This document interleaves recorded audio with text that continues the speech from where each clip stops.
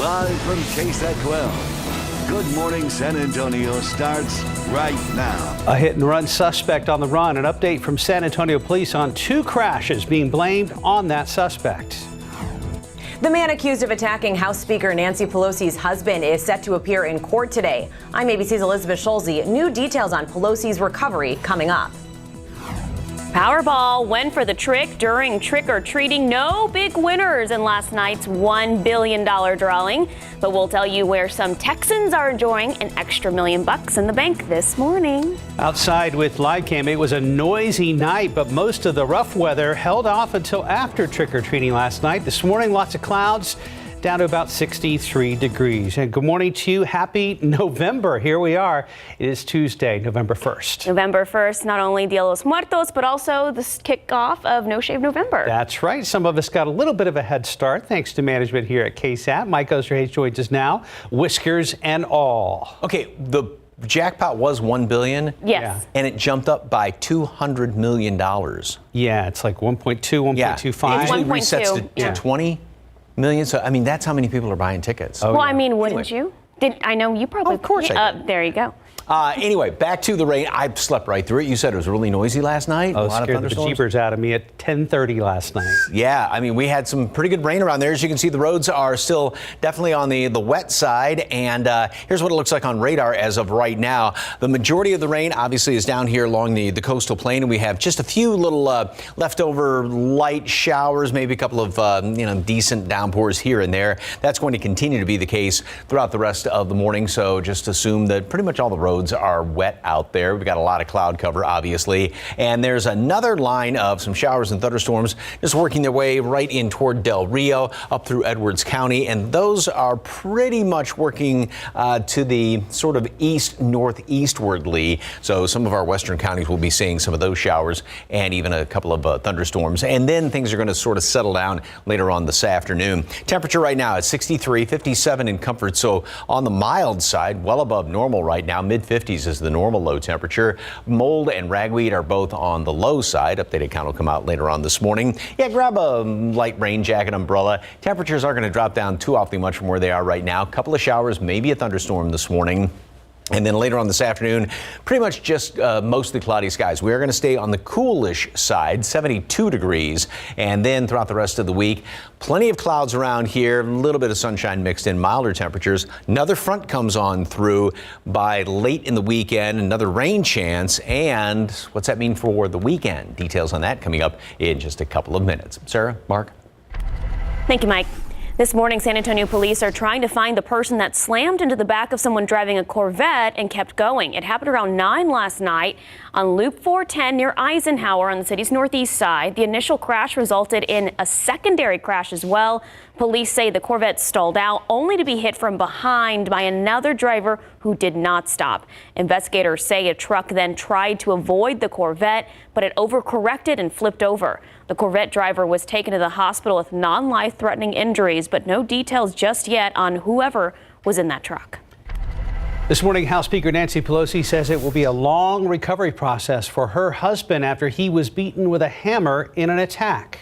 ABC's Elizabeth Schulze reports authorities are now calling it politically motivated.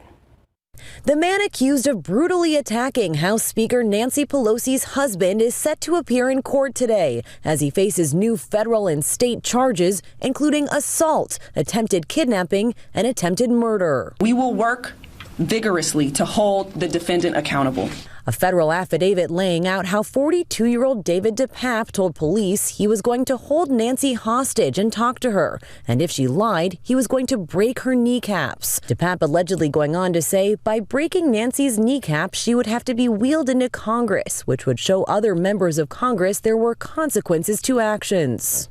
It appears as though this was based on his statements and comments that were made in that house during his encounter with Mr. Pelosi, that this was politically motivated. The federal complaint laying out in chilling detail how DePape carried zip ties, tape, and a rope early Friday morning when he broke into the Pelosi's San Francisco home. Authorities say 82-year-old Paul Pelosi was sleeping when DePape demanded to talk to Nancy. DePape later allegedly striking Pelosi in the head with a hammer. In a new statement, Speaker Pelosi says Paul is making steady progress on what will be a long recovery process as he remains in the ICU. Amid renewed concerns over lawmakers' safety, authorities say they're continuing to investigate DePape's social media posts that allegedly include unfounded conspiracy theories, including the false claim President Biden lost the 2020 election. We should be able to all engage in passionate political discourse, but still remain respectful of one another. DePape is expected to be arraigned in San Francisco court today. If convicted on the federal charges, he could face up to 50 years behind bars. Elizabeth Schulze, ABC News, Washington. In El Paso, authorities say Border Patrol agents were forced to fire pepper balls at a crowd of migrants after a border agent was attacked. The migrants are trying to cross into the U.S. from Juarez yesterday. Authorities say the attack happened as a group of Venezuelan nationals were demonstrating along the Rio Grande River yesterday. We're showing the wrong video. This has to do with the World Series rainout last night. Now, according to Customs and Border Protection, one individual attacked the agent with a flagpole. When Border Patrol officers responded with pepper balls, the crowd dispersed and crossed back into Mexico. All right, now on to the World Series. Philadelphia fans have waited 13 years to host the World Series games. We're showing you the wrong B-roll here, but they have to wait one more night as Game 3 of the World Series was postponed last night due to inclement weather. You can go see it on your screen now. The announcement came about an hour before the pitch. The Houston Astro pitchers were throwing in the outfield moments before the tarp came onto the field and the rain started. Houston and Philadelphia are tied at 1 game apiece right now. Tonight's game is set for 7:03 p.m. We apologize for the video issues. Both those were clearly flip-flopped. All right, moving on. There were no big treats from Halloween night Powerball drawing as none of the tickets sold matched all 6 numbers. Correct video. However, Texas Lottery reports 2 $1 million second prize tickets were sold in Cedar Park and in Houston. Lottery says Texans spent more than $6 million in Powerball sales yesterday alone. No match for all 6 numbers means the next drawing tomorrow night will be for a massive $1.2 billion jackpot. The increased jackpot will be the 4th largest in U.S. history.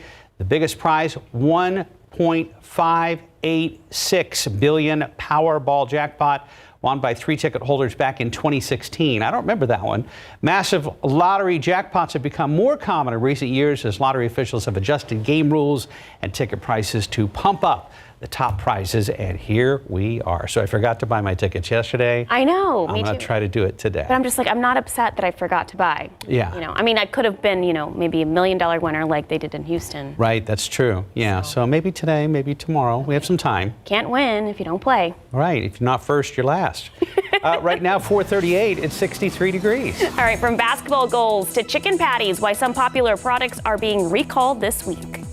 And professional football on its way to the Alamo City in the form of the XFL. Why the new league's new owner, actor Dwayne "The Rock" Johnson, says 3rd time's a charm when it comes to this league's success. Taking a look outside with the roads. Right there, we are showing 35 and Walsham Road. And that is 10 in Dizavala. If any incidents pop up, we will let you know about them. Let's go outside with live cam on your Tuesday, November 1st. And Halloween wasn't even over last night when I started to see the full first Christmas commercials. No. In prime time. For real. We're there, folks. Wow. Pro football coverage, powered by Davis Law Firm. 441, folks still reacting to the name of San Antonio's newest professional football franchise in the rebooted XFL. They'll be known as the Brahmas, one of 8 teams that will compete in the XFL, including 2 others here in Texas, the Arlington Renegades and Houston Roughnecks. The league purchased by actor Dwayne "The Rock" Johnson along with Redbird Capital for $15 million. Reason why they believe the 3rd time will be the charm for the success of the league is all the games will be carried on ESPN or Disney platforms. That will start the week after the Super Bowl on February 18th. And if you look at the new Brahmas logo, it also features the team's new colors of black and gold. Very attractive for Steelers Hall of Famer, who's now the Brahmas head coach here in SA. Here it is. Ooh, the Brahmas. Yeah. The Brahmas, San Antonio Brahmas. I'm kind of used to these colors. My favorite colors, actually. It's like the first day of school, huh? You lay out all your gear, what you gonna rock at school, man. I'm gonna rock that. I can rock that up underneath that. Man, I'm gonna rock this. This is gonna look nice. It feels right. See, we had a hunch that Hines was going to love those colors, and we were right. The XFL draft scheduled for next month with training camp set in Arlington. A home stadium for the Brahmas is the Alamo Dome. Speaking of the other tenants of the Dome, after having a week off to try to heal up, the Roadrunners back at work this week to kick off their final 4 games of the regular season. Starts with University of Alabama, Birmingham.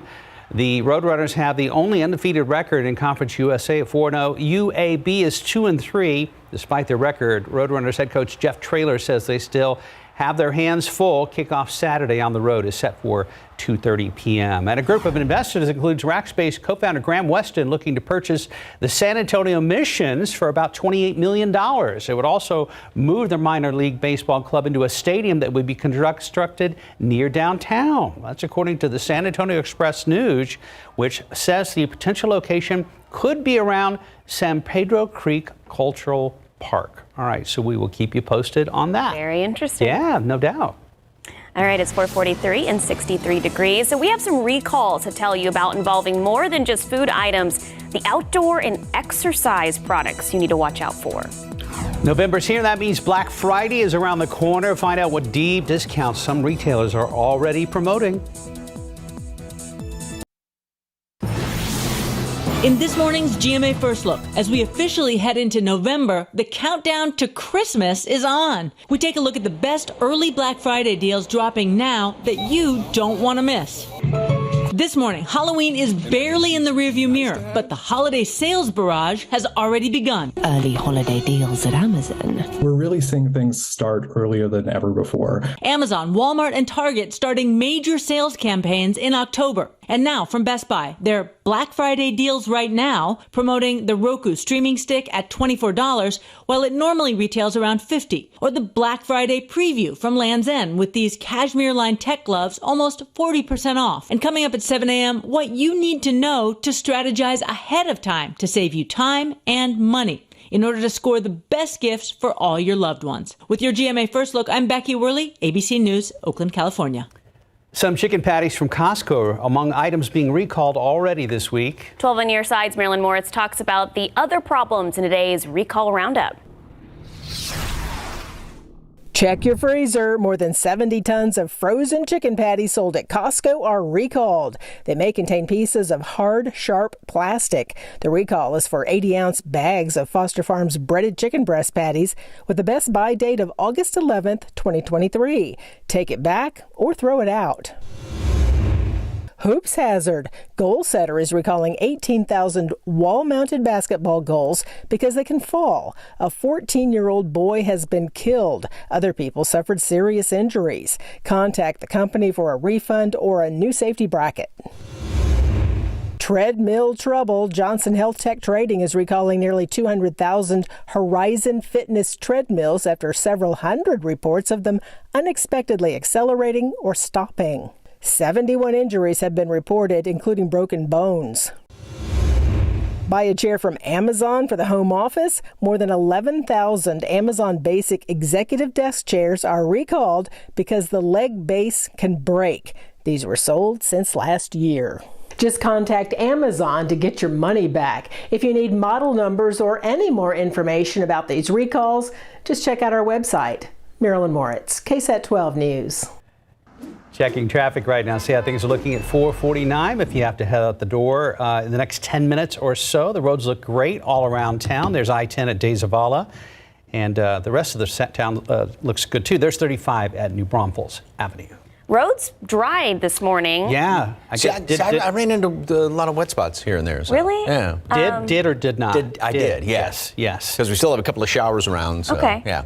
Yeah, I definitely heard the thunder around 10:30 last night or so. 10:30, 11 o'clock. I guess not everybody heard it. I mean, but it jolted me out of bed. Shook the house kind of thunder. Yeah. Wow. Yeah, and it's funny because a couple of people out trick-or-treating said, I thought you said it was going to rain. It's like, well, we said it might be a couple of sprinkles and then the rain holding off a little bit. And it did, and it worked out great. It did work out. Yeah. And it wasn't too hot, wasn't too cold last night, so good trick-or-treating weather. And now here we are in the 1st of November, and over there at 410, as you can see, the roads are a little bit on the damp side here and there. We've got a couple of more showers hanging around. The majority of the rain obviously is well down here to the southeast, and everything is working its way to the northeast. And then a little bit closer into town, we've got still just a couple of these scattered light little showers here and there, just kind of scooching on through. So pretty much, if it wasn't overnight or right now, just assume that many of the roads are on the damp side. And then we do have more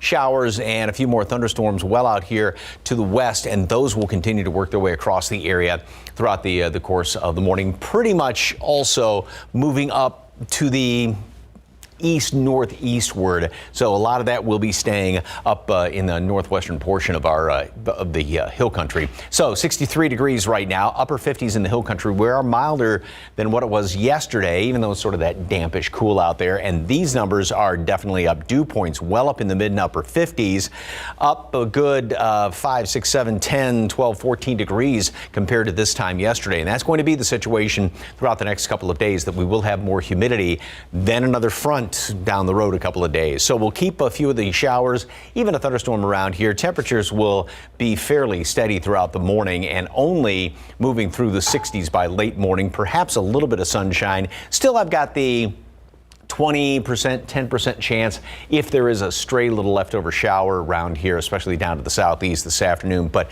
most of it's going to be moving on out. We'll have a little sunshine mixed in, but pretty much predominantly cloudier skies. And we make it up to 72 later on today. So we will be on the cool side of normal. So here's the computer model. And as you can see, keep some showers around, especially down to the southeast through the morning hours, and that'll continue to be the case up to about early afternoon. Again, maybe a stray little shower here or there, and that's going to be pretty much about it. Now, as I was talking about with dew points, they are going to be going up a little bit and staying on the higher side, up above 60. So you will feel the humidity the next couple of days, and that goes through late Friday, Saturday, and then all of a sudden there's that first hill on the roller coaster driving down Saturday. That's the front that moves on through here. Now, as it comes through, it is going to produce some showers and thunderstorms, especially later Friday night, overnight into Saturday. More on that in a second. 72 at noon today. Partly sunny skies. High temperature makes it up to 78 today.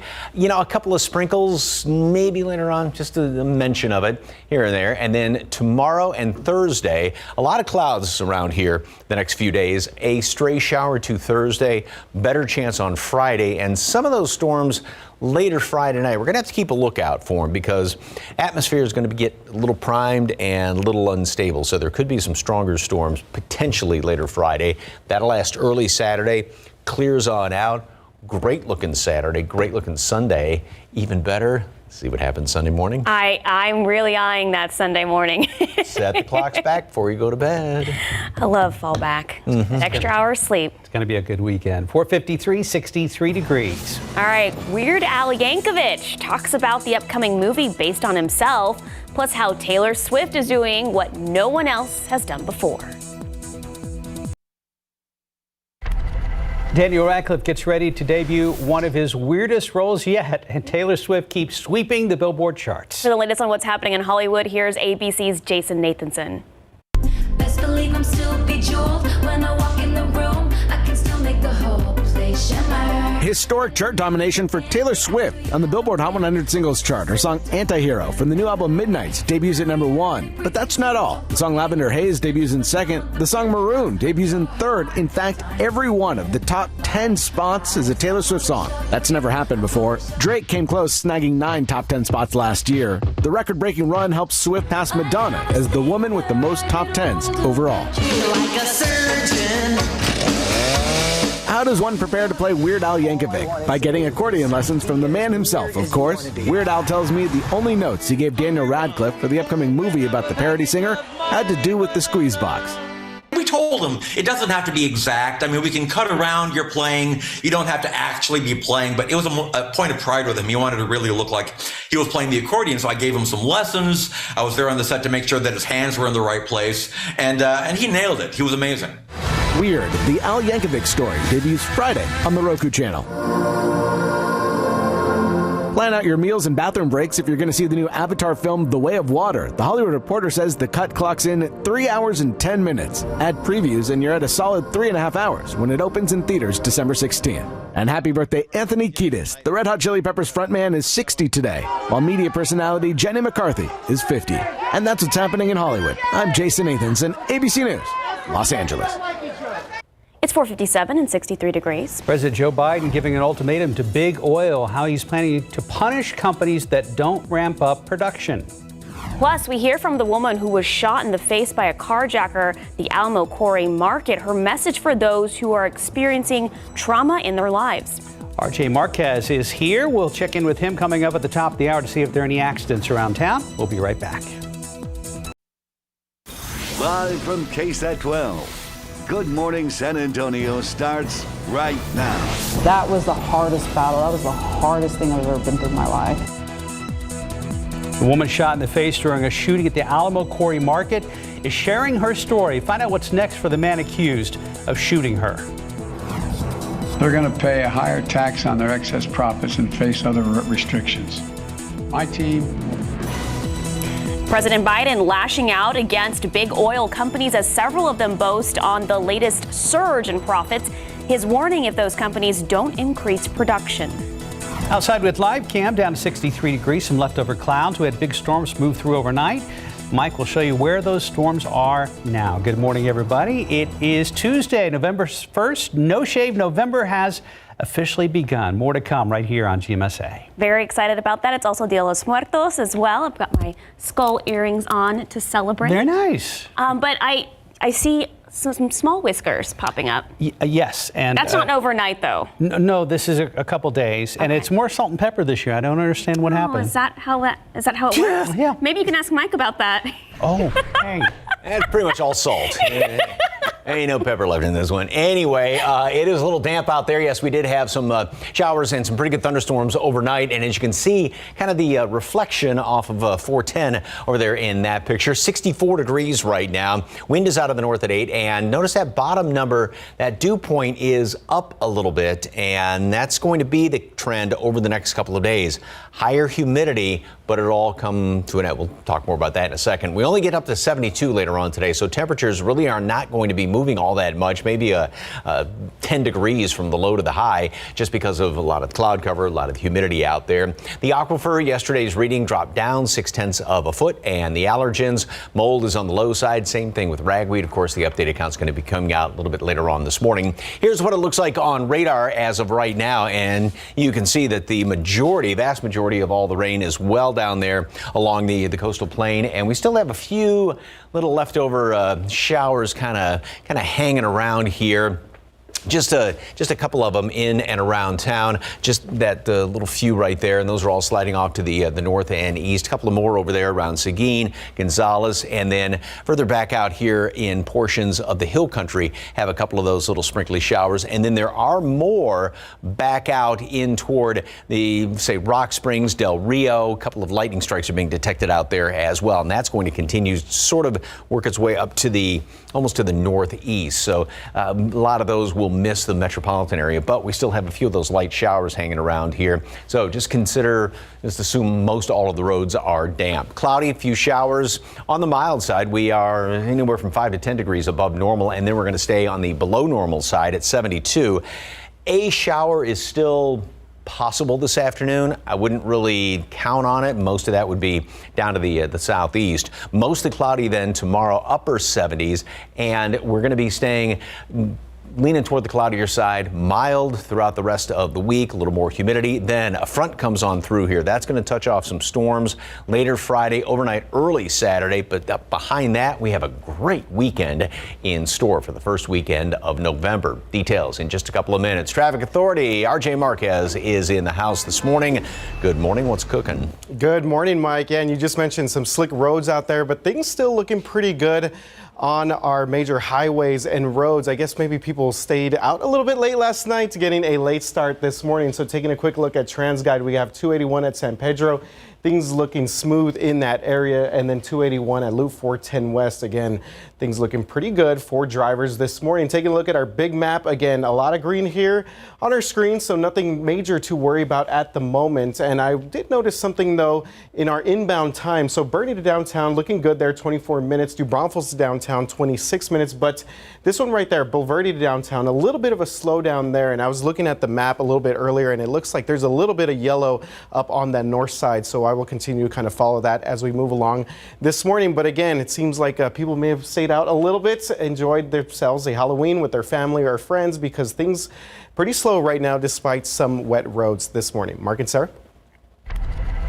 RJ, thank you. Nearly a year ago, a woman was shot in the face by a carjacker at the Alamo Quarry Market. Alana Castañeda has fought to not only recover physically, but emotionally and mentally. On November 2nd of 2021, police say then 18-year-old Julio Cesar Rivera shot Castañeda in the face outside of the Whole Foods, all because he wanted her car.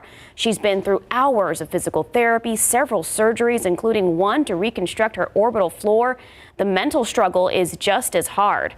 Castañeda was touched by what happened in Uvalde on May 24th. She made the journey there to offer support, knowing how it feels to be impacted by gun violence. That was the hardest battle. That was the hardest thing I've ever been through in my life, was just coming in and out of it.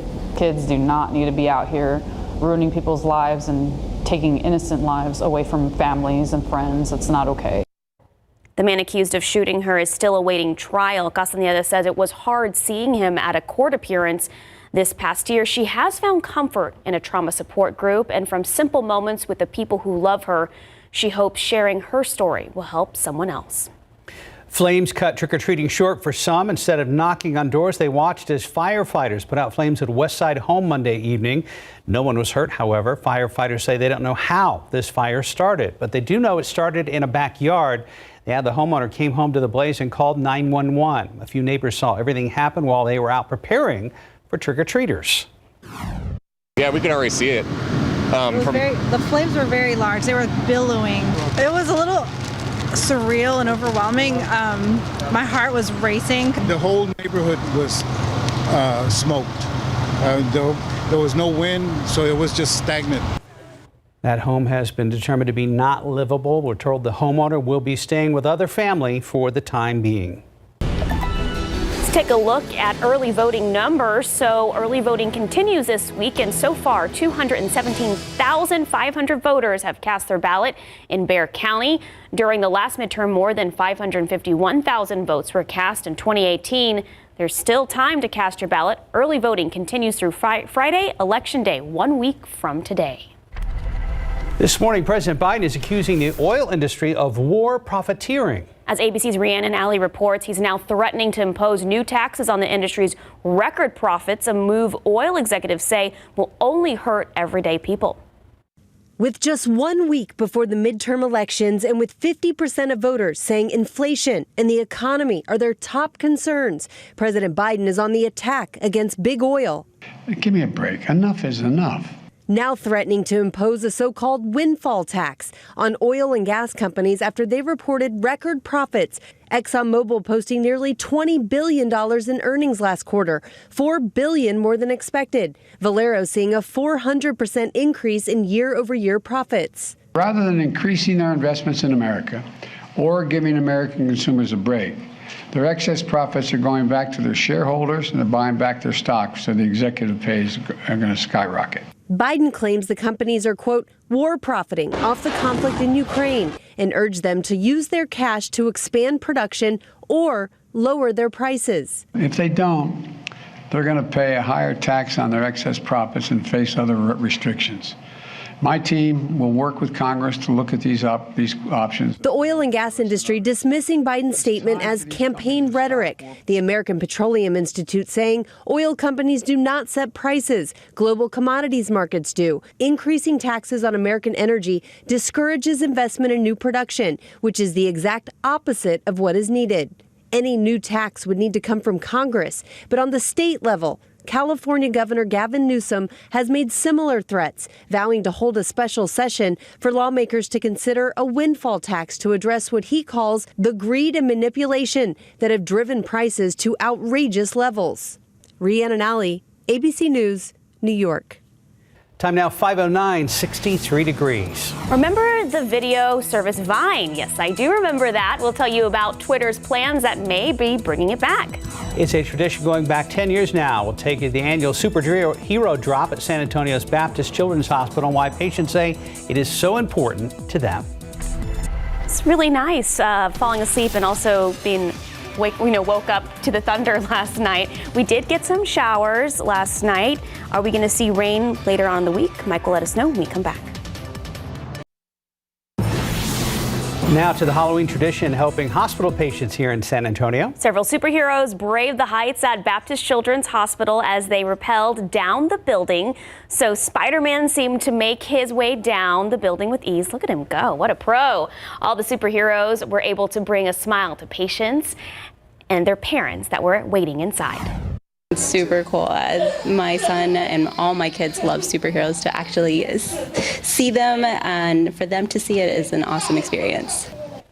San Antonio police and fire crews helped with yesterday's event. It's a tradition that's been happening for the past 10 years. 5:13, 63 degrees. Google Chrome is debuting a new sidebar panel, how it can help you search faster. Plus, Fortnite is at it again. We'll tell you about their special team up, this time with Ralph Lauren. From Holiday Hills, Illinois, to Rudolph, Wisconsin. From Santa Claus, Indiana, to Snowflake, Arizona. From Garland, Texas, to North Pole, New York, and everywhere in between. We're holiday ready with fast and reliable delivery, serving every address in America. The United States Postal Service. Becoming a morning person starts the night before. With new Nariva Relax and Sleep, it has L-theanine to help me relax from daily stress. Plus, Shodan Ashwagandha for quality sleep, so I can wake up refreshed. Nariva, think bigger. When you can barely smell your plug-in, what are your guests smelling? Try Febreze Fade to Fly Plug. It has built-in technology to digitally control how much scent is released to smell first day fresh for 50 days. La, la, la, la.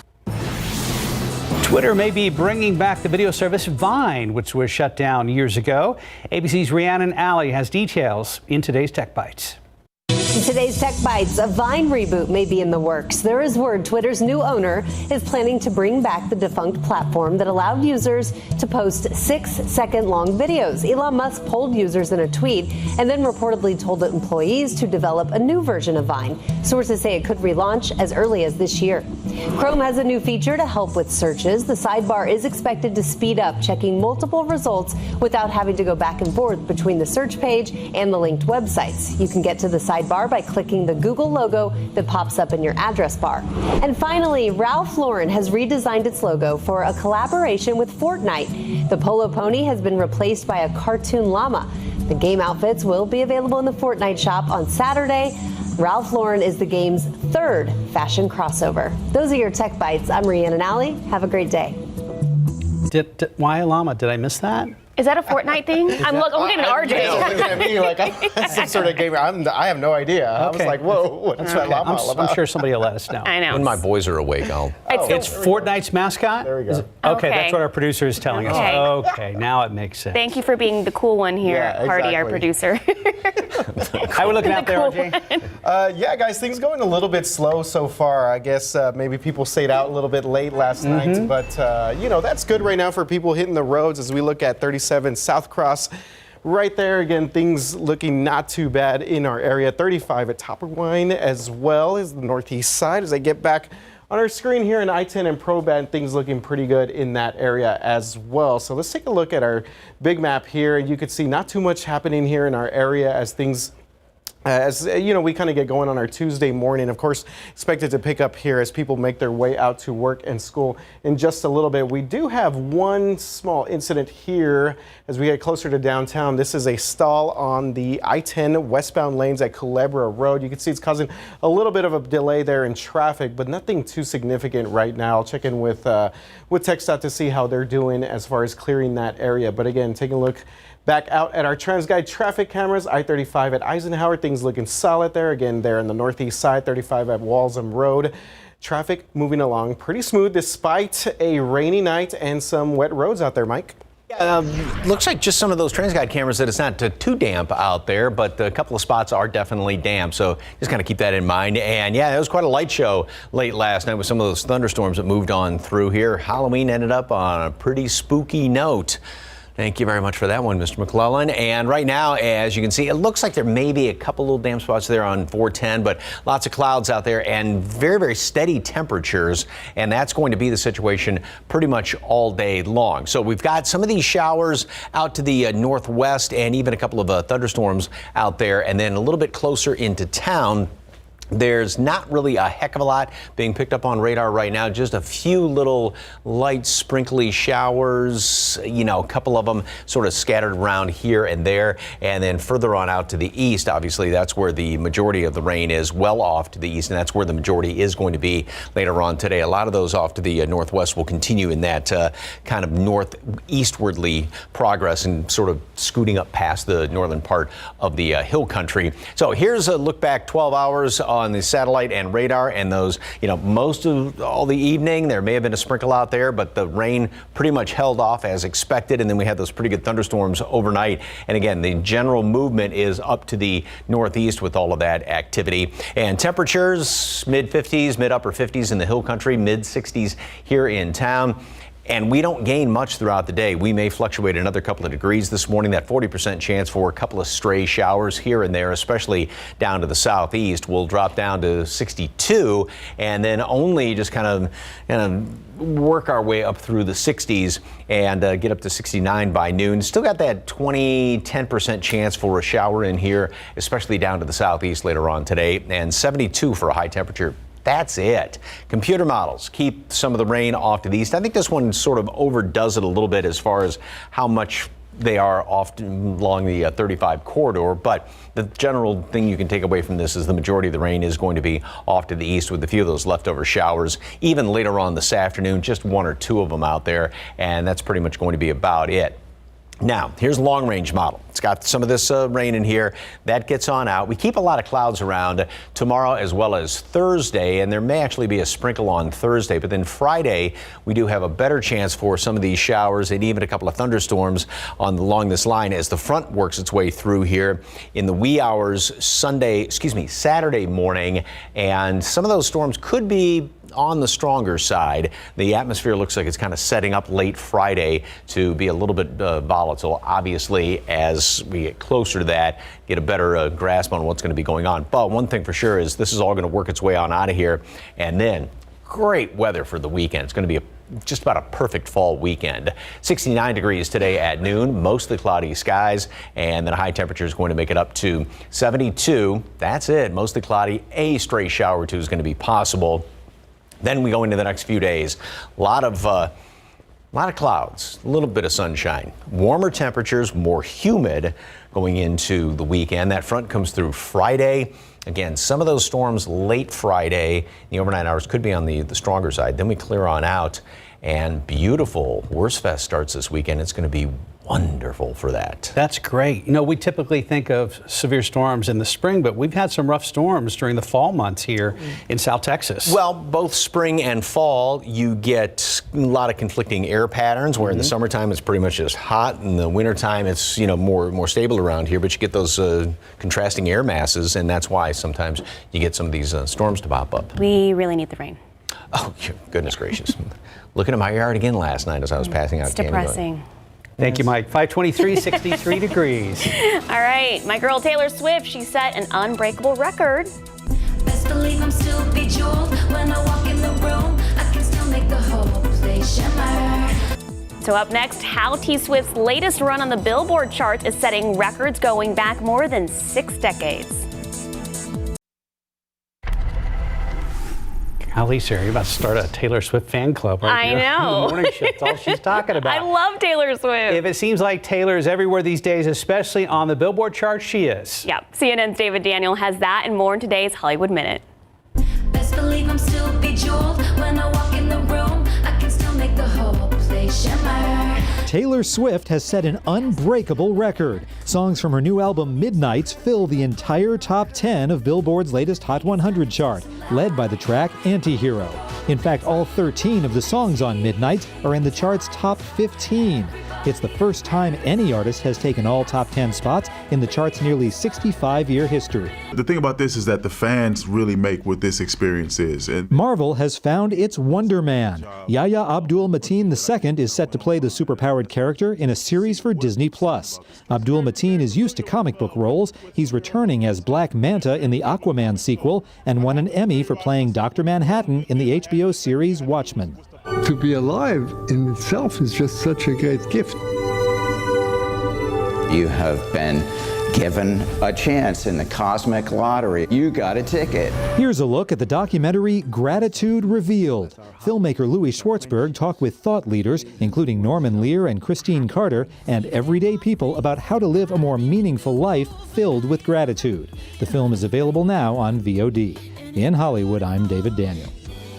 528, 63 degrees. House Speaker Nancy Pelosi says her husband is now on the road to recovery. A look ahead of today's arraignment for the suspect who is accused of fracturing Paul Pelosi's skull. And could affirmative action be coming to an end? We'll hear from some of the justices who are casting doubts on using race as a factor in U.S. college admissions. And if you plan to fly soon, go ahead and get the middle seat. What? How Subway is rewarding those who get sandwiched on flights.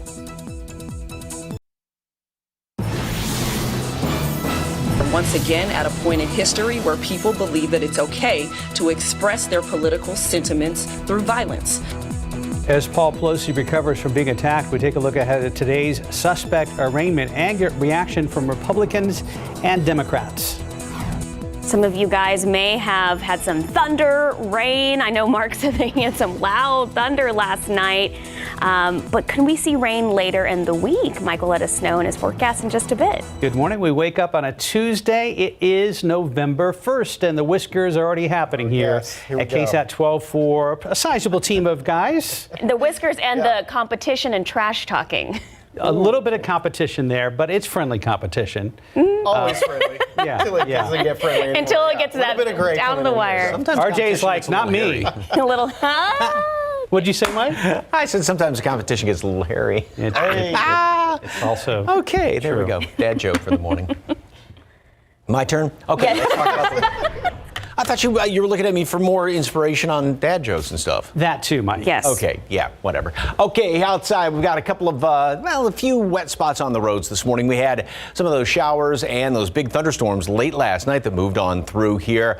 Most of it held off until all the trick-or-treating was over. 64 degrees right now, and we are almost 10 above normal. Dew points at 56. That number has gone up. It's not like you walk into the humidity when you step outside, but you notice it a bit more. Wind out of the north at 8 miles per hour. We do have a few still light little showers. We're kind of on the bookends, if you will. The majority of the rain obviously is well down here to the south and east. And then we've got, again, just a few little light sprinkly showers, even, 1 or 2 of them out there. That's pretty much about it. And then there are more showers, actually a line of rain out in the western portion of the hill country. But as you can see, all that is working its way off to the northeast. So we'll still keep a few of these showers around throughout the morning hours, 1 or 2 of them. Like I said, a couple of kind of damp spots on the roads. That's pretty much going to be about it.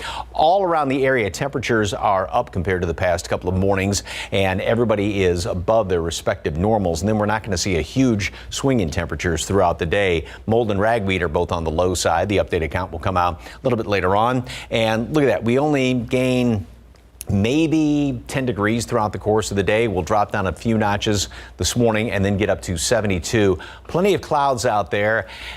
perhaps a leftover sprinkle or two. I wouldn't count on it too much, especially down to the southeast. We're going to keep a lot of clouds around the next few days. Temperatures will actually go up. The humidity is going to be going up. And then we have another chance for, right now it looks like a pretty decent chance for more showers and thunderstorms. Talk about that and the weekend in just a couple of minutes. Traffic Authority, RJ is behind the wheel. What's going on? Yeah, Mike, things starting to pick up out there on our roadways, and specifically here on the near northwest side. I want to take you out to TransGuide right now, taking a look at I-10 Advanced Jackson Road. So one news here is that this is reported as a rollover crash at the moment, but it is on the exit ramp. So you can see there's a lot of emergency lights. You can see that flares have been put up, but this is again on the exit ramp at I-10 Advanced Jackson, the eastbound lanes. So not necessarily causing too much of an issue there with the main lanes of I-10, but still something that you definitely want to keep an eye on as we take a closer look here with our maps and the traffic flow in that area. Again, this is reported as a rollover crash. Not too many other details right now, but I'll check with KSAT and TransGuide to see if there's any more information or if there's any more sort of backup or delays in that area. The other thing we're following here a little bit closer to downtown, but again, still on I-10. This is on the westbound lanes at Culebra Road. There was a reports of a disabled vehicle there, so you can see it's causing just a little bit of a delay in that area for people headed out of the downtown area. Again, that other one that we just talked about, that's for people headed in. And a wider look at our map. Again, things looking for the most part okay, with the exception of the activity we have on the near northwest side. So if you're going to head out here in the next 10-15 minutes or so, just kind of take caution. One more quick look here. Again, I-10 eastbound lanes at Vance Jackson, a rollover crash leading to a blocked exit ramp. So we will continue to follow this as we move through our Tuesday morning. Mark and Sarah.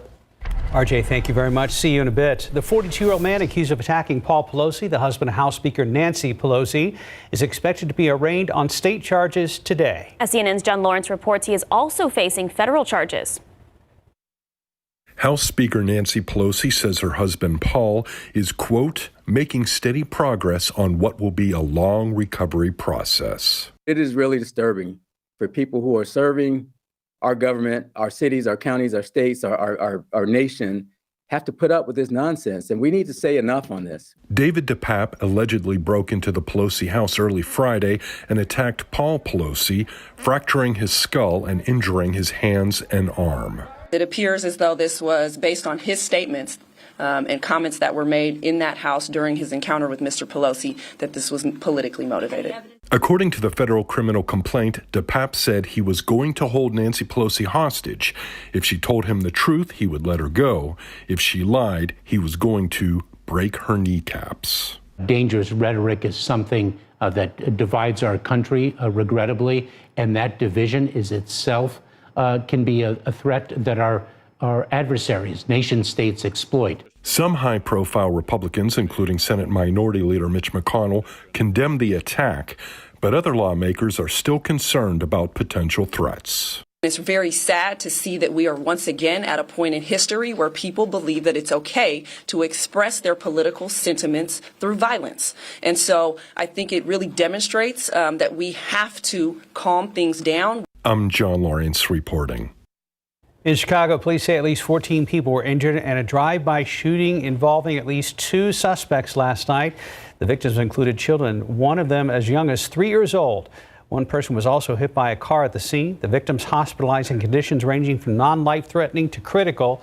There was a group of people gathered for a vigil at a corner where it happened. Chicago police said there may have been others gathered there for other reasons, as it's a very common spot for people to congregate.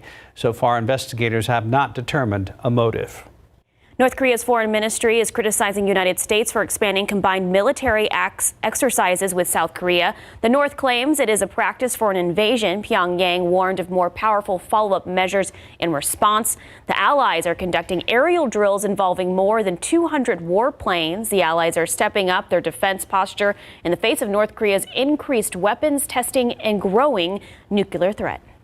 The severe drought that has lowered the water levels so much along the Mississippi River has unearthed some hidden treasures. The latest find is an old casino riverboat in Memphis. The Diamond Lady first set sail in the early 1990s, then became a floating casino a few years later. But a bigger riverboat replaced her by the end of the decade. She sat empty and unused for years. When severe storms hit last year, the Diamond Lady sank. Fast forward to the current drought, and the entire vessel is visible again. Very cool. All right, it's 5:39 and 63 degrees. Delta Airlines employees could soon be going on strike, but could that affect your Thanksgiving travel plans? Two big cases involving affirmative action are being looked at by the Supreme Court right now, why using race as a factor in college admissions could be coming to an end. Outside with live cam, 63 degrees. Morning clouds are sticking around right now, and there is another front on Mike's extended forecast. We'll also circle back and talk to RJ about some flashing lights at I-10 and Crossroads.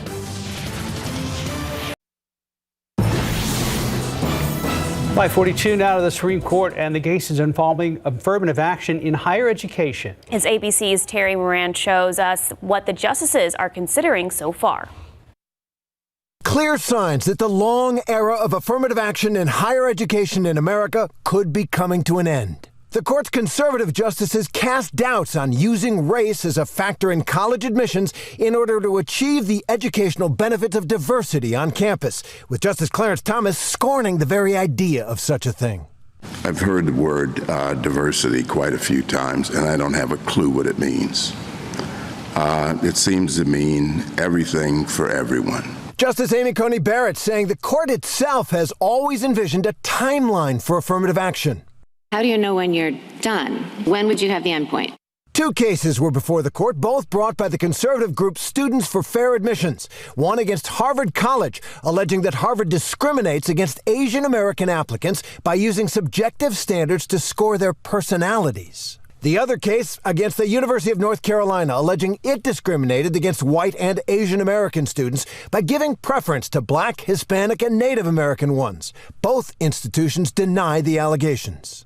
Chief Justice John Roberts, a longtime critic of race-conscious policies, suggested that there are other ways to achieve diversity beyond the mere fact of race. Maybe there will be an incentive for the university to, in fact, truly pursue race-neutral alternatives. But liberal justices on the court warned that losing race as part of the application could disadvantage students of color. I'm worried that that creates an inequity in the system. The stakes are so high here. If the Supreme Court ends affirmative action in higher education, the same reasoning can be used to end it in hiring in all aspects of American business, in contracting, in grants and fellowships, and on and on. It's a huge decision. It will likely come down at the end of this term next June. Terry Moran, ABC News, the Supreme Court. Time check, 5:44, 63 degrees. The middle seat on airplanes, sometimes called the sandwich seat. So Subway is trying to make that a good thing. We'll tell you about their tasty promotion for people who get sandwiched on their next flight. If you're just now tuning in, as we scan some of the cameras around town, we're not seeing problems on any of these, but I-10 at Crossroads is a whole different story. RJ Marquez is here. He'll have an update coming up.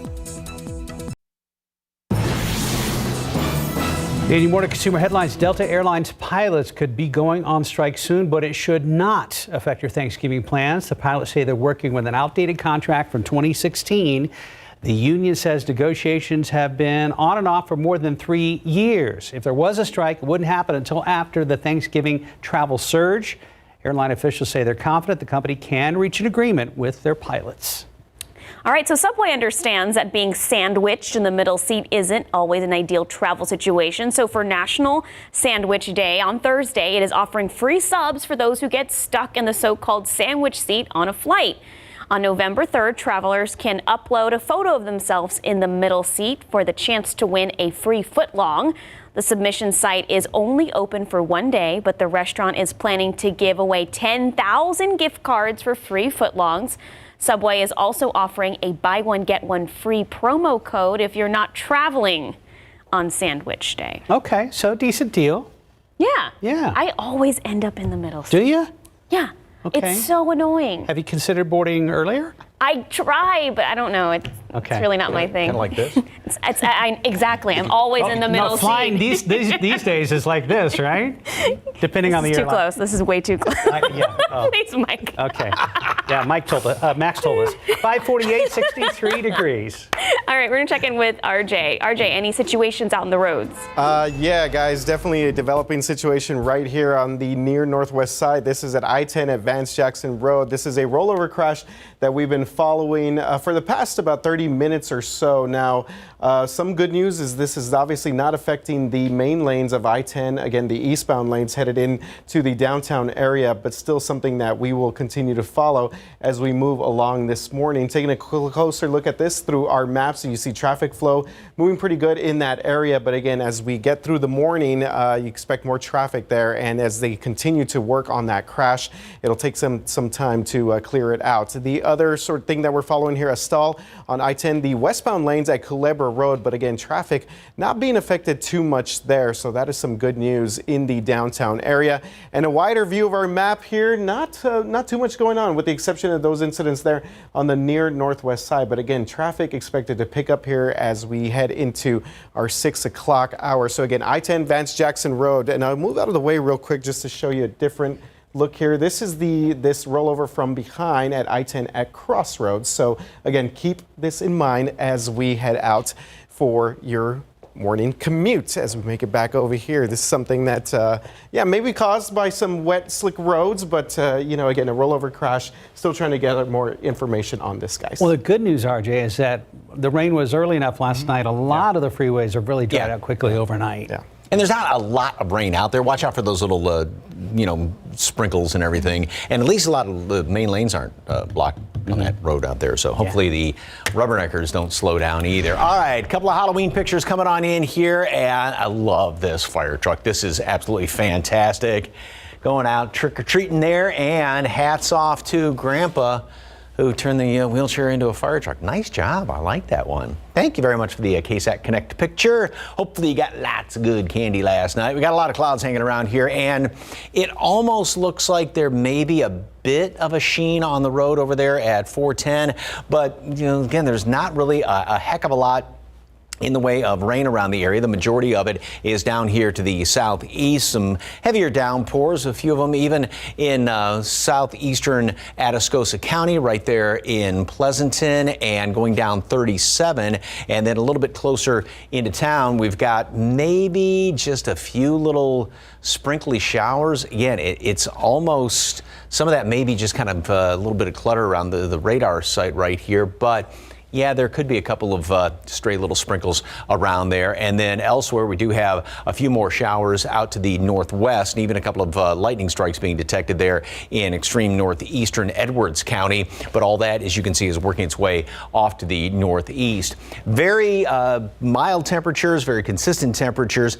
This is going to be the trend for the lows for the next couple of days. As a matter of fact, they're going to actually get warmer because we're going to be keeping a lot of clouds around here. We're actually going to get more humidity to come on in here over the next few days. So we've got a few showers around, especially down to the southeast this morning. We'll bottom out at 62 and then sort of struggle to even work our way back up through the 60s this morning. A little bit of sunshine is going to be peeking on through, and I've still got that percentage, very low percentage for another stray shower, one or two of them, even this afternoon. Not really a great shot of rain. Most of it will be just this morning, and then 72 for a high temperature. So computer models keep most of the rain, obviously, down to the southeast. We'll keep a lot of clouds around here. And even like this said this afternoon, one or two of those little stray little showers around here. Jump ahead to Friday. We've got a front moving on through here. We'll have some showers around on Friday. Even on Thursday, there's a chance for it. But this is going to be the more significant rain, even a few stronger thunderstorms overnight into early Saturday morning. Then all that's going to work its way on out of here. And that sets us up for a great looking day on Saturday, great looking day on Sunday. 69 at noon, mostly cloudy skies. Leftover sprinkler or two around this morning, like I said, especially down to the southeast, then 72 for high temperature today. Gets even warmer the next couple of days. More humidity, upper 70s, low 80s going into Thursday and Friday.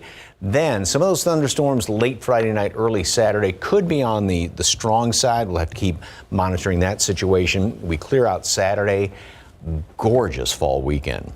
Wonderful fall weekend. It's almost like a repeat of this last weekend. Saturday was like the most perfect weather ever. Except we get to set our clocks back before you go to bed. So this weekend's going to be even better. Bonus time. Thank you, Mike. 5:53, 63 degrees. Take a look at these lotto numbers. Pick 3, 4, 5, 4, Fireball 4, Daily 4, 7, 3, 8, 3, Fireball 6. Cash 5 numbers 19, 25, 26, 27, 30. Texas two-step 5, 8, 10, 30 with a bonus ball of 30.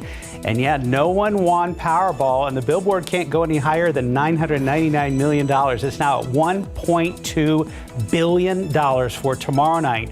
And there are last night's numbers. We'll be right back.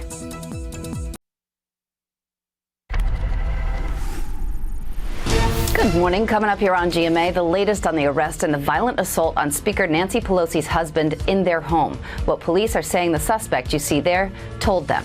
Also this morning, new details on the man charged in the Delphi murder case. The suspect living in that community more than 5 years after the Indiana teens were killed. And an ABC News exclusive with Simone Ledward Bozeman. That's Chadwick Boseman's widow. She's breaking her silence on his life, illness, and legacy. You're going to see it only here on GMA. A friendly reminder, early voting continues this week. We have you covered with our voter guide for the midterms. You can take a look at polling locations, hours, and the full ballot on KSAT.com. Click on the article. Election day is next Tuesday, November the 8th. Well, still to come in the next hour of GMSA, you've probably seen lots of butterflies around lately. We'll tell you how to identify some of the ones you are seeing here in South Texas. And TransGuide, the big incident this morning is here at the 10 and Crossroads area. RJ Marquez is tracking traffic for you. And Mike will have an update on your first day of November forecast still to come.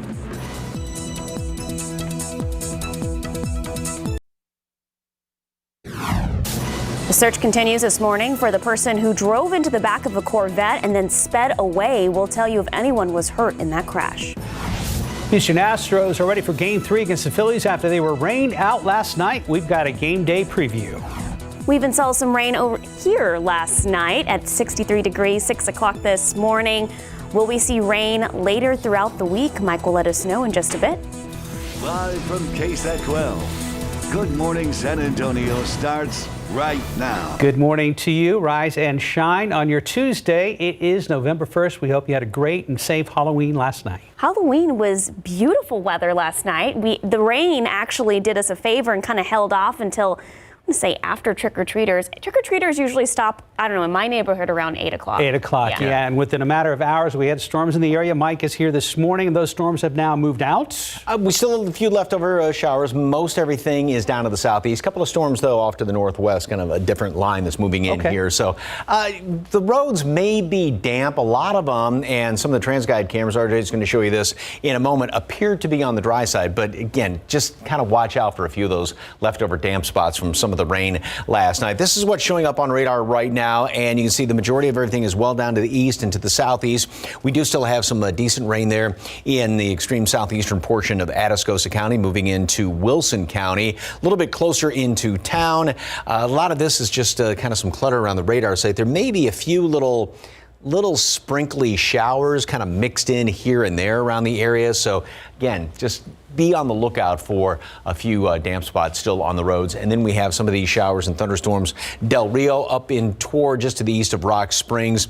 The line is moving up to the northeast. So this will kind of hit some of our northwestern hill country counties in the next couple of hours. And even still maybe a leftover sprinkle this afternoon, although not very likely. 63 in town, 59 Valverde, 55 Bernie Stage. All of these numbers are on average 5 to 10 degrees above their respective normals.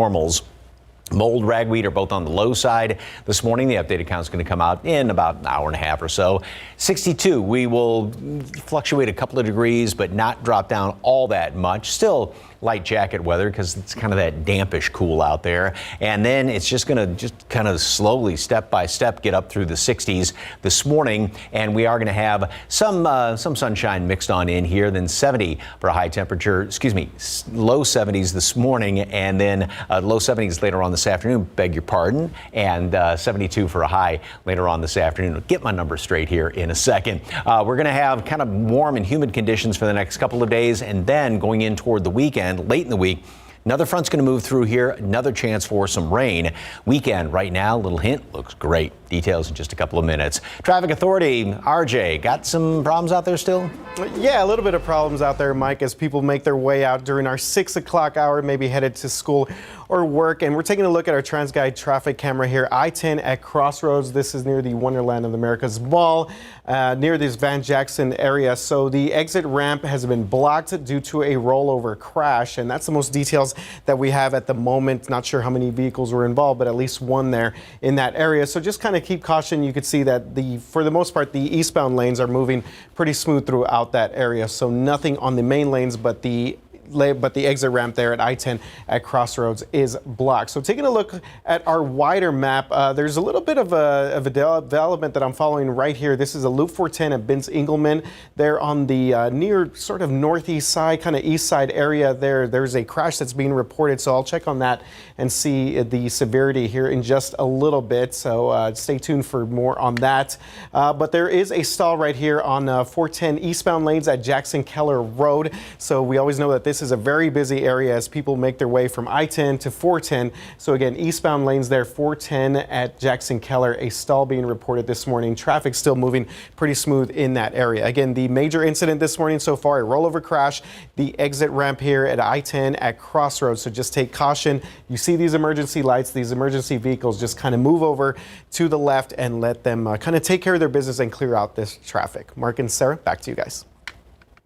Thank you, RJ. This morning, San Antonio police are trying to find the person that slammed into the back of a person driving a Corvette and kept going. It happened around 9 last night on 410 near Eisenhower on the city's northeast side. Here's a video from the scene. The initial crash resulted in a secondary crash. Police say the Corvette stalled out only to be hit from behind by another driver who also did not stop. Investigators say a truck then tried to avoid the Corvette, but it overcorrected and flipped over. The Corvette driver was taken to the hospital with non-life-threatening injuries, but no details just yet on who was in the truck. Well, flames cut trick-or-treating short for some. Instead of knocking on doors, they watched as firefighters put out flames at a West Side home. No one was hurt. However, firefighters say they don't know how this fire started, but they do know it started in the backyard. They add the homeowner came home to the blaze and called 911. A few neighbors saw everything happen while they were out preparing for trick-or-treaters. Yeah, we can already see it. The flames were very large. They were billowing. No mention. It was a little surreal and overwhelming. My heart was racing. The whole neighborhood was smoked. There was no wind, so it was just stagnant. The home was deemed not livable. We're told the homeowner will be staying with family for the time being. As for neighbors, they explained being able to keep Halloween traditions going helped ease neighborhoods' concerns. A break-in turned sex assault case. It's an investigation Bexar County deputies need your help with. They say it happened early yesterday at a home on Davalos Lane. That's in the Lucky Ranch neighborhood in West Bexar County. Investigators say someone got into an open garage door and then into the home. A suspect managed to get away. Deputies are asking neighbors for any surveillance video from that subdivision between the hours of 9 a.m. and 11 a.m. If you can help in the case, call 210-335-6000. Well, topping your morning consumer news, President Biden is accusing the oil industry of war profiteering. He's threatening to impose new taxes on the industry's record profits, a move oil executives say will only hurt consumers. ABC's Rhiannon Alley has a story.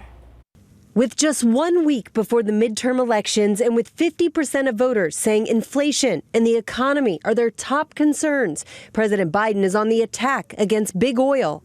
Give me a break. Enough is enough. Now threatening to impose a so-called windfall tax on oil and gas companies after they reported record profits. ExxonMobil posting nearly $20 billion in earnings last quarter, $4 billion more than expected. Valero seeing a 400% increase in year-over-year profits. Rather than increasing their investments in America or giving American consumers a break, their excess profits are going back to their shareholders and they're buying back their stock, so the executive pays are going to skyrocket. Biden claims the companies are, quote, war profiting off the conflict in Ukraine and urged them to use their cash to expand production or lower their prices. If they don't, they're going to pay a higher tax on their excess profits and face other restrictions. My team will work with Congress to look at these options. The oil and gas industry dismissing Biden's statement as campaign rhetoric. The American Petroleum Institute saying oil companies do not set prices. Global commodities markets do. Increasing taxes on American energy discourages investment in new production, which is the exact opposite of what is needed. Any new tax would need to come from Congress, but on the state level, California Governor Gavin Newsom has made similar threats, vowing to hold a special session for lawmakers to consider a windfall tax to address what he calls the greed and manipulation that have driven prices to outrageous levels. Rhiannon Alley, ABC News, New York. Now to a tale of two publishing giants, ending with a judge saying no. A federal judge has now blocked a proposed deal by Penguin Random House to buy Simon & Schuster. The judge agreeing with the Justice Department that merger would cut competition. Penguin Random House plans to appeal. For the first time in years, new car prices are starting to cool off. It's hitting an average of just over $46,000 in July. J.D. Power says they've actually been dropping. The average price for a car in the U.S. in October, $45,600. A Vine reboot may be in the works. There's word Twitter's new owner is planning to bring back the defunct platform that allowed users to post 6-second long videos. Elon Musk polled users in a tweet, then reportedly told employees to develop a new version of Vine. Sources say it could relaunch as early as this year. Ralph Lauren has redesigned its logo for a collab with Fortnite. The polo pony has been replaced by the cartoon llama, which I've heard is the Fortnite's mascot. Yeah. So the game outfits will be available in the Fortnite shop on Saturday. Ralph Lauren is the game's third fashion crossover. Today is November 1st, and the San Antonio Zoo is honoring military personnel with free admission this month.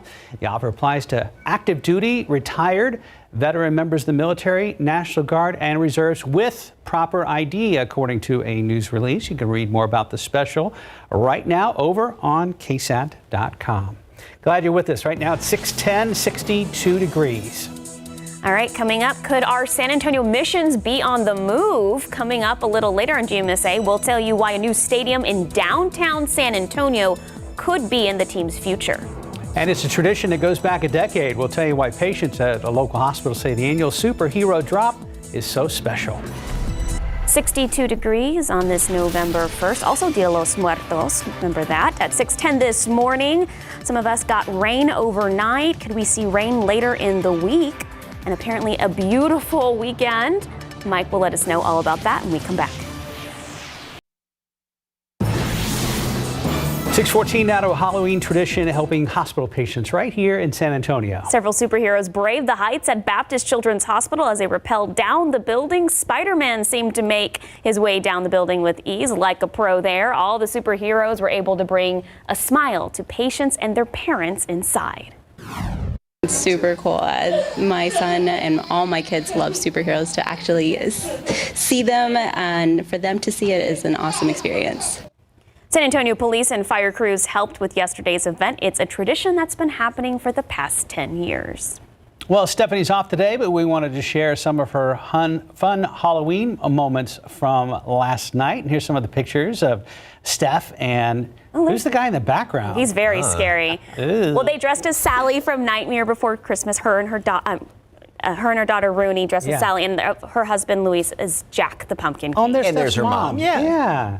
Oh, the great costumes. They are always so cute, and they dress alike like that. I told Steph, I was like, because she says Rooney every year says, okay, Mom, what are we going to be? And I was like, you better just cling on to this. Yes. Because as children get older, they don't want your opinion. It doesn't become very cool to dress with the parents. Oh, everything turned out great. I know Steph was worried because she was at the very last second getting a wig, but they looked awesome. Happy Halloween. Hope you guys had a great time trick-or-treating. Mike, did they stop by your place or did they? Okay, I didn't know if you ran into them in another neighborhood somewhere. No, they stopped by my house. So. Okay. Okay. Mike is just wondering the neighborhoods. It's been known to happen. 6:15, 62 degrees. RJ, any incidents out on the roads? Yeah, guys, we got an update to this rollover crash that's basically shut down the exit ramp there in the northwest side between I-10 and Vance Jackson Road. You can see things have officially cleared out. I mean, this literally happened within the past minute or so. This ramp was closed off for about an hour or so this morning, but things looking pretty good now in that area. Again, this did not really block any of the main lanes, so that was good to know there.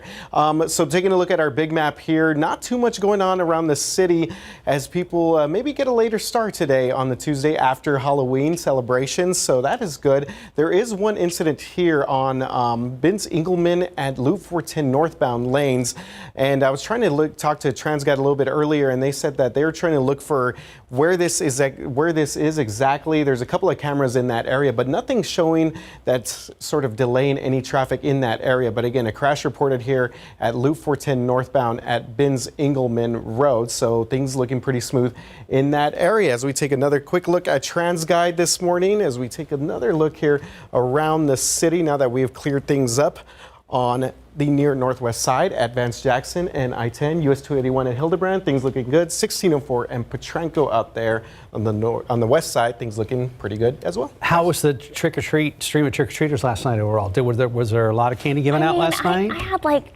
15. 15? And I go all out, and I always get a little sad that I'm in a middle street in my neighborhood, so everyone does the outer streets. They don't know that the coolest house is in the middle. With the best candy. With the best, like seriously, I'm not like Mike who gets like the cheap lollipops. I get the real like Snickers and almond joy.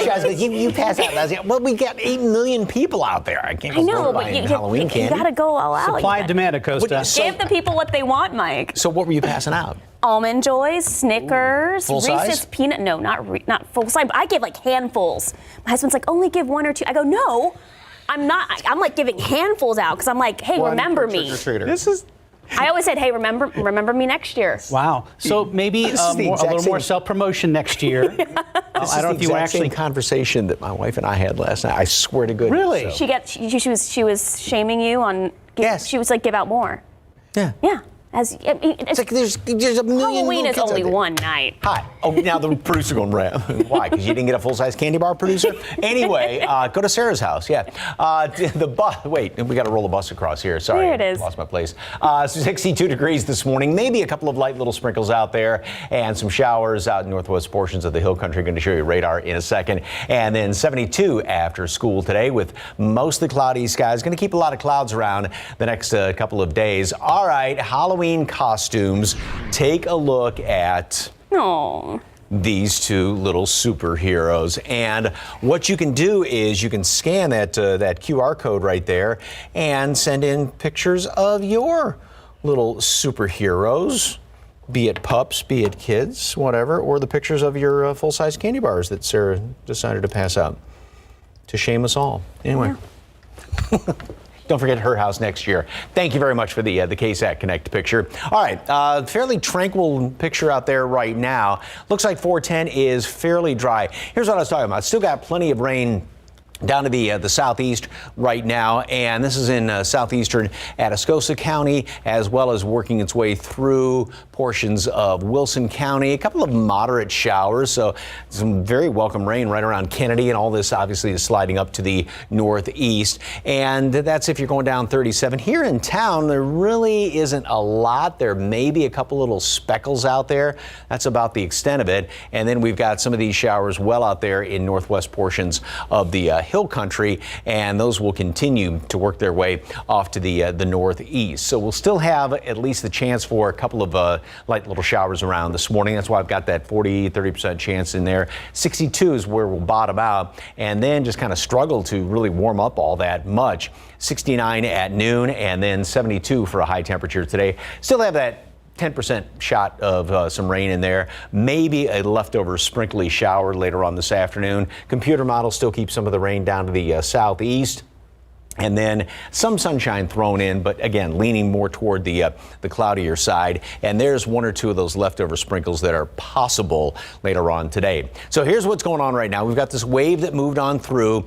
That's what gave us some of the rain. Then we get this big southwesterly flow in the atmosphere, and that's going to help to warm things up, pull in a lot more humidity. We're setting up for that over the next couple of days.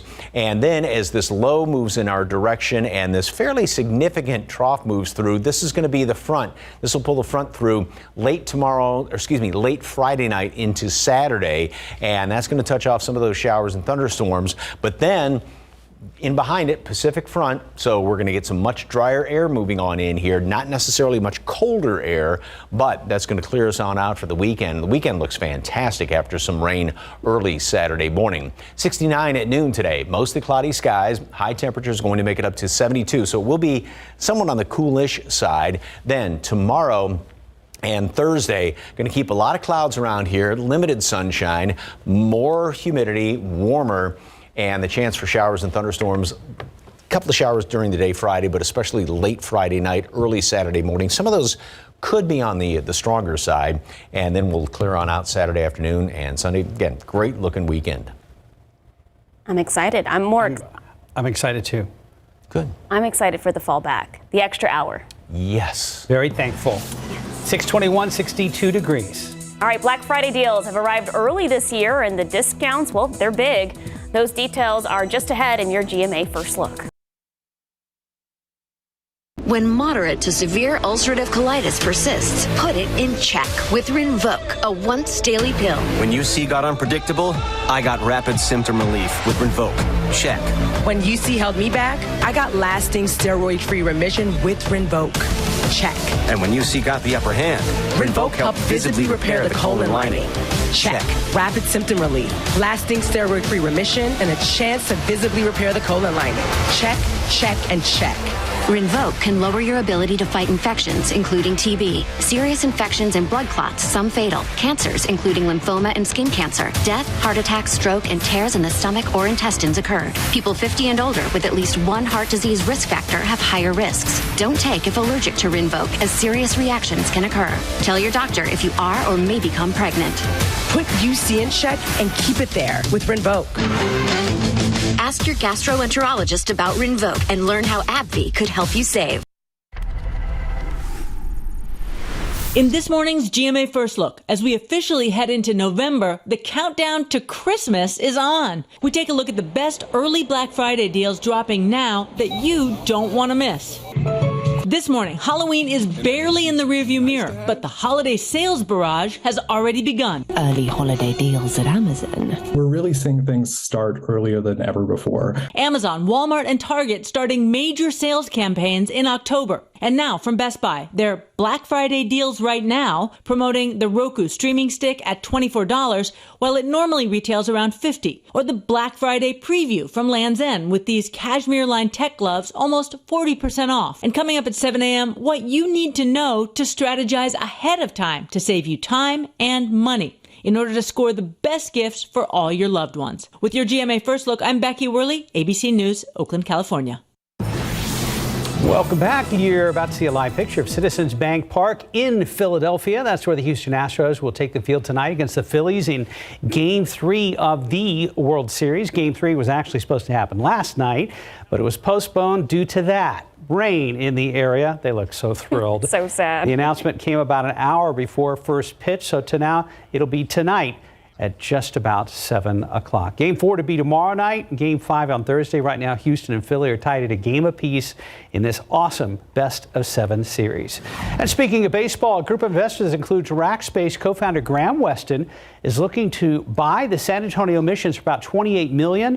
It also moved the minor league baseball club into a stadium that will be constructed near the downtown area. That's according to the San Antonio Express News, which says the potential location could be around the San Pedro Creek Culture Park, which is over there off of 35 in kind of the Santa Rosa, North Flores area, Fox Tech. Fox Tech, yeah, right near that area. That would be really awesome if that happened. It would be cool to have it in the downtown area. We had to kind of ballpark the location and look it up on a map. Yeah.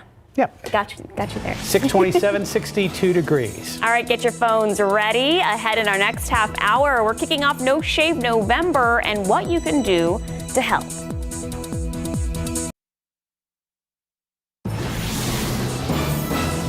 Police say a woman's idea of Halloween fun with a gun has left a baby seriously hurt. I'm Katrina Weber. I'll tell you why they say the initial story they were given just didn't add up. Outside with live cam, waiting for the sun to come up on this Tuesday. It is November 1st. Good morning, everybody. Glad you're with us. Good morning. November 1st, also the start to Dia de los Muertos, or Day of the Dead. Happy November 1st and happy No Shave November. It has begun. Some of us got kind of a jump on things with the blessing of management, but we're going to have more on No Shave coming up right here on GMSA. We'd like to maintain our top of the leaderboard standing from the last couple of years. Okay, right? so who won last year? I think it was like a law firm somewhere. But within KSAT. Oh, within KSAT. Was it you, Mike? Yeah. Was it? Congrats. Look at you not bragging. Look at you. This year. Some people came in with some very generous donations, and we've got different charities. Yeah. Obviously, it's Team KSAT, but just kind of has that little bit of added. I like the competition. I like to also poke the bear with the competition. Of course. May the best beard win, no matter its color. Remember, Team gray hair, white hair. It's us. We earn this stuff. So did you just stick together. Hashtag something? I think he did.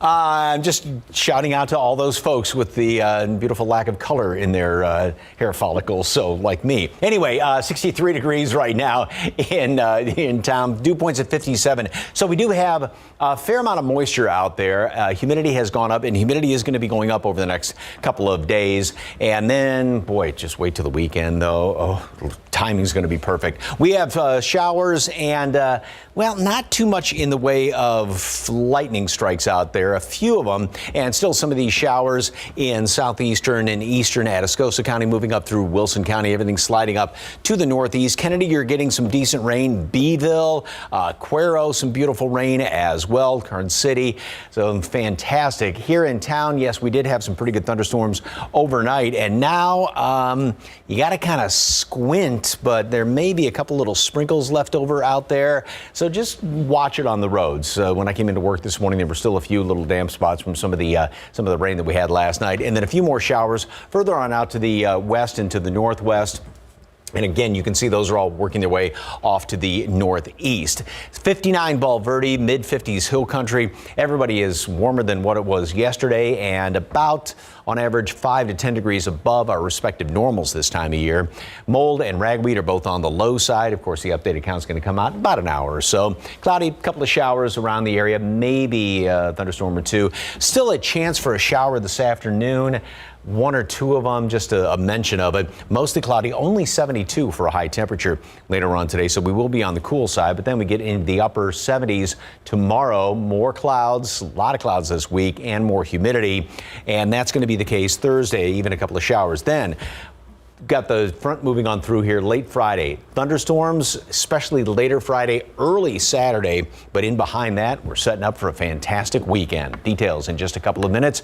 Traffic Authority, RJ, any big problems out there? No, actually, Mike, things have looking pretty good, and they've cleared up. We were following that accident there at I-10 and Vance Jackson, and then another one there at 410 and Binns-Engelman Road. But according to our TransGuide cameras and TxDOT, things have cleared out in both of those areas. As we take you outside right now for more TransGuide camera shots here, we were talking about I-10 at Vance Jackson, things looking good there. I-10 at Crossroads, traffic moving along pretty smooth in that area. Again, this is all the northwest side there, I-10 at De Zavala. So that is good news for people headed out this morning, 35 at New Braunfels. As we take a look at our big map, and you can see that not too much traffic buildup right now in the city. Of course, on the far west side, there's always a little bit of traffic that starts around this time as people make their way in from the Castroville area, but so far no major accidents or incidents to report. The one thing that we do have that TxDOT is reporting is a stall. This is on the eastbound lanes of Loop 410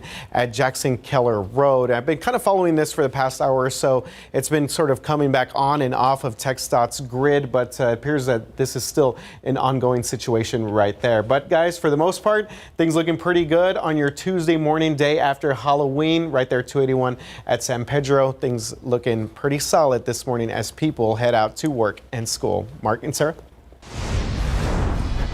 Thank you, RJ. San Antonio police say a woman's behavior at a Halloween party has led to a life-threatening situation for a baby boy.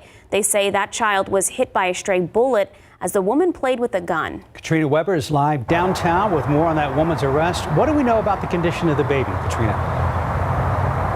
Well, the information that we have comes from the arrest affidavit. It says that this 18-month-old baby boy was hit in the chest by a bullet and that he's in serious condition. Now, the woman, meanwhile, is in serious trouble. 33-year-old Eloisa Fraga is charged with aggravated assault with a deadly weapon. The affidavit says she was mishandling a gun at a Halloween party Sunday when it went off, causing a bullet to strike the baby. It says when the baby arrived at the hospital, doctors initially were told that he had been injured by a cell phone that exploded in his hands. But police say his injuries didn't match up with that story. They say the baby actually was holding a cell phone at the time. However, he was hit by a bullet that went through the phone. Police say they were able to figure out who's responsible with help from witnesses who were at the party, and they did try to arrest Fraga, but she was gone by the time officers arrived. They were able to obtain a warrant and then take her into custody yesterday. Reporting live downtown, Katrina Weber, KSAT 12 News. Katrina, thank you. More details continue to develop in the shooting case of Eric Cantu. His family responding after KSAT investigates reviewed new records in that case. San Antonio police records show Cantu evaded now fired San Antonio police officer James Brennan the night before he was shot by the very same officer in a McDonald's parking lot. According to those records, Cantu's girlfriend was also in the car both nights as well. She told police Cantu sped away from police near 281 and Bitters Road the night before he was shot. It's not clear what police were pulling him over for. Cantu's parents have said the car was not stolen and remain focused on their son's recovery. They questioned statements made in those documents, but said if it is true, no action justifies the officer's shooting of Eric. It's been almost a year since Alana Castañeda was shot in the face by a carjacker at the Alamo Quarry Market. She's fought to recover not only physically, but emotionally and mentally. On November 2nd of 2021, police say then 18-year-old Julio Cesar Rivera shot Castañeda in the face outside of a Whole Foods, all because he wanted her car. She's been through hours of physical therapy, several surgeries, including one to reconstruct her orbital floor. The mental struggle has been just as hard. Castañeda was touched by what happened in Uvalde on May 24th, so she made the journey there to offer support, says she knows how it feels to be impacted by gun violence. That was the hardest battle. That was the hardest thing I've ever been through in my life, was just coming in and out of it. Kids do not need to be out here ruining people's lives and taking innocent lives away from families and friends. It's not okay. The man accused of shooting her is still awaiting trial. Castañeda says it was hard seeing him at a court appearance. This past year, she has found comfort in a trauma support group and from simple moments with people who love her. She hopes sharing her story will help someone else.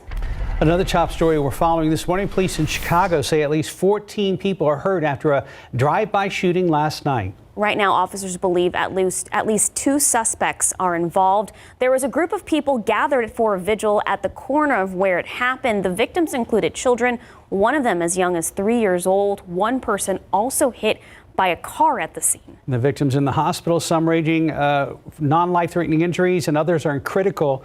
Right now, it's unclear what led to the shootings.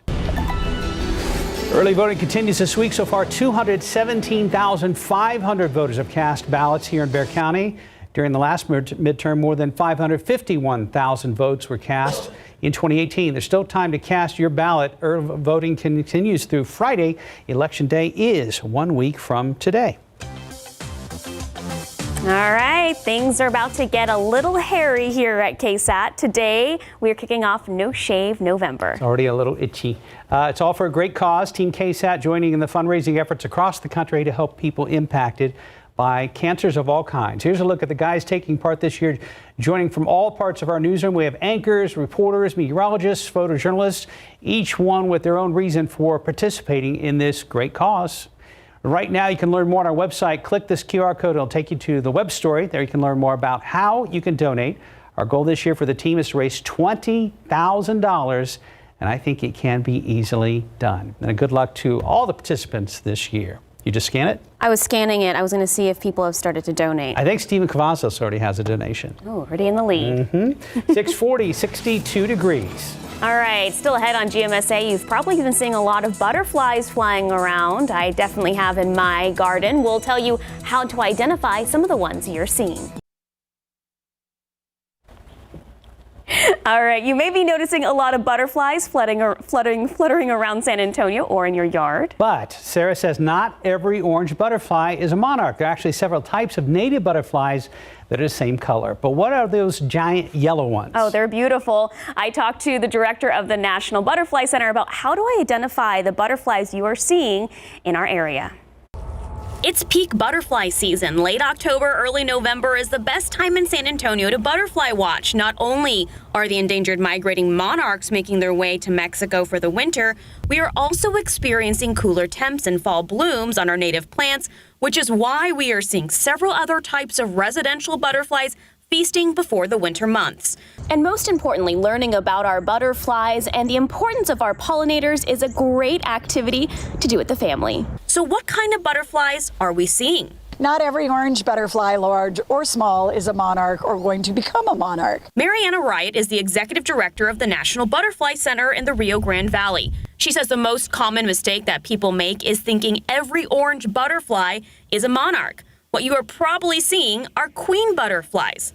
Like here in my garden, this month I have about 50 to 100 residential queens every day feasting on my Greg's mistflower. At first glance, they look like monarchs, but they are smaller and a darker orange. Think UT burnt orange, and they have different markings on their wings. Monarchs are larger and a more vibrant orange. Think jack-o'-lantern orange, and they have distinct stained glass-like lines on the top and bottom of their wings. Another orange butterfly you might be seeing are Gulf fritillaries. They are bright orange with a black chain-like band on their wings, and they have brown coloring with beautiful silver elongated spots on the underside of their wings. And then you may be awed by the show-stopping swallowtails. Giant swallowtails are seen in Texas, but they're many species. There are eastern and western giant swallowtails. There are other swallowtails that are yellow and black, like the broad-banded swallowtail. Wright says the best way to identify the butterflies you are seeing is by snapping a photo. Butterflies is with their cell phone or digital camera, take pictures of them, and then get a field guide or begin to use an app called iNaturalist. And those are pretty reliable in helping you identify and learn your butterflies as well as the families they fall into. It's actually a really fun activity to do with your family. It's something my dad and I have started doing the last couple of years. He'll snap a photo of a butterfly in his garden. And you tell him whether he's right or wrong? But back and forth, or I'll be like, oh, I snapped this, I haven't seen this, and he'll tell me, so. That's cool. Yeah. Where's this butterfly center down in the valley? It's in Mission, Texas. Mission, okay. Beautiful down there. Awesome, and I assume people can tour. Yes. Fantastic. Thanks, Sarah. 647. All right, we're going to check in with RJ. RJ, anything happening out there on the roads? No, actually, guys, things looking pretty good. And that was very informative, Sarah. And your pictures were awesome. Check out her story on KSAT.com. A lot of great information there as we take you outside here. Again, things looking pretty good out there on your Tuesday morning. US 281 at 410 West. Things moving along smooth there. 90 at Couples on the west side. Things looking pretty good in that area as well. 281 Hildebrand. A little bit north of downtown. Things looking pretty good as we take a look at our maps here. So no major accidents or incidents to report this morning, but of course we always see this buildup around this time of day, especially out in the Helotes area where you can see that traffic is starting to build around the Kyle Seal Parkway area. So just kind of, take your time if you're headed through some of those areas. Now, the one thing that we do have to show right now as far as TxDOT is a stall right there on the northbound lanes at Loop 410 and State Highway 151. So just kind of keep caution if you're headed in that area. Now, if you look at 151, that's already kind of building up there in the SeaWorld area. So just kind of take caution if you're headed out into these areas. Mike, how are things looking outside? We've got a couple of damp spots on the roads. There may be a sprinkle or two out there, but we'll still see a couple of showers. We'll take a look at radar in just a moment. I love this picture, though. Cruella DeVille and her 7 Dalmatians. That's just a great picture. Thank you very much for the KSAT Connect picture. All right, 410 looks to be fairly dry out there by the airport right now. And as far as rain, obviously the majority is well down here right around the coastal plain. And then you look at southeastern Atascosa County and right around Wilson County, Floresville, a couple of showers there. Kennedy, you're getting some decent rain. Cuero, you're getting some decent rain. So fantastic down there. A little bit closer into town. You almost have to squint to see if there's anything, and it doesn't look like there's any sprinkles that are showing up on radar as of right now. And then further off to the northwest, we've got just a couple of these showers out here in extreme northwestern portions of the hill country, and those appear to be sort of dying down, but at least you're getting some of those showers out there in Edwards as well as Real County. Can't completely rule out another couple of sprinkles. Obviously, this 40% chance takes into account some of those showers in our southeastern counties this morning. We'll bottom out at 62 degrees and then slowly work our way up through the 60s, get up to 69 by noon. Limited sunshine today, just a lot of clouds around here. A stray shower is possible this afternoon. That's why I still have that 10% in there. Only 72 for a high temperature today, so we will be start up on the warm side of normal and then end up on the cool side of our afternoon normal high temperature. There's some of those leftover showers down to the southeast later on this morning and early afternoon. And again, one or two of them perhaps even late this afternoon. Like I said, limited sunshine. All right, jump ahead to Friday. Now, Thursday, couple of sprinkles are going to be possible, but a slightly better chance for rain on Friday in the morning hours and then throughout the afternoon. Then we get into the nighttime, and that's when the front's going to work its way on through here. We'll have some showers and thunderstorms. That'll be the case overnight into the wee hours of Saturday morning. Then that all clears on out, and that sets us up for a fantastic looking weekend around here because we've got another Pacific front moving on through. That's going to get rid of all the humidity, and we'll be down to normal or even slightly below normal temperatures for much of the weekend. 69 at noon today, mostly cloudy skies. Again, limited sunshine, a lot more clouds, mostly cloudy. A sprinkly shower or two possible this afternoon, not very likely. Leftovers down to the southeast. Tomorrow and Thursday, still a lot of clouds. Very mild, getting back up to normal tomorrow, and above that by Thursday. More humidity around here. Warm on Friday, a few showers around. That front moves through later Friday night. A couple of those showers and thunderstorms. A few of those storms potentially could be on the strong side. We're going to keep monitoring that situation. And then things clear out. 74 Saturday, down to 53 Sunday morning. A great looking weekend, and get out and enjoy it. We shall. Worst Fest this weekend. Oh, yeah. Starts Friday. Yep.